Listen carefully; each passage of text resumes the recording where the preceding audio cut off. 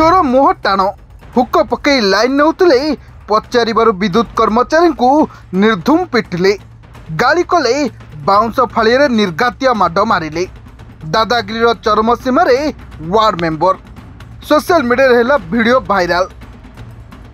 विद्युत बिल दौ नथिले चोरारे हुक टाणी घर को लाइन आनी बाकी पड़ता विद्युत बिल आदाय विद्युत कर्मचारी जाइथिबा बेले तांकू बाउंस फाड़ी आखि बुझा आक्रमण कले वार्ड मेंबर।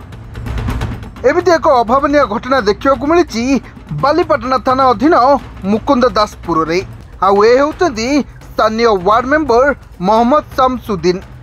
गत मंगलवार पिपिली विद्युत सब डिविजन अधीन सेक्शन 1 रे बिल आदायकारी टीम रो कर्मचारी को निर्घातिया माड मारिचंदी वार्ड मेंबर।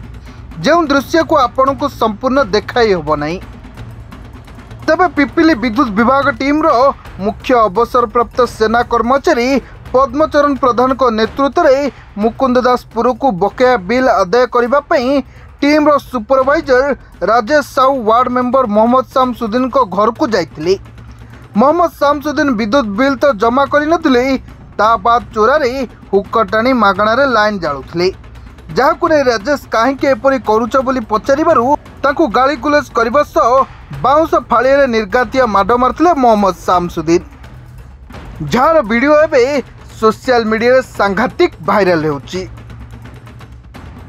सेपटे एने बालीपाटना थानार अभियोग होइथिबा सूचना मिली तबे पुलिस घटना को नहीं खूब शीघ्र आक्रमणकारी को गिरफ्त करिवो बोली जणा पड़ुची। ब्यूरो रिपोर्ट सरकार न्यूज।